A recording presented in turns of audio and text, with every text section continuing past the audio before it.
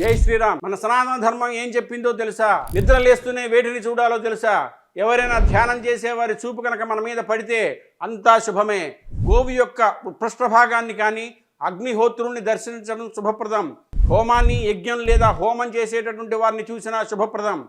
వేద పండితులని చూస్తే శుభప్రదం. తులసిని చూసినట్లయితే ముల్లోకాల్లో ఉన్న పవిత్ర తీర్థాలన్నింటినీ చూసిన పుణ్యం. అమ్మవారిని ఇలా ధ్యానిస్తే మీ పంట పండినట్లే.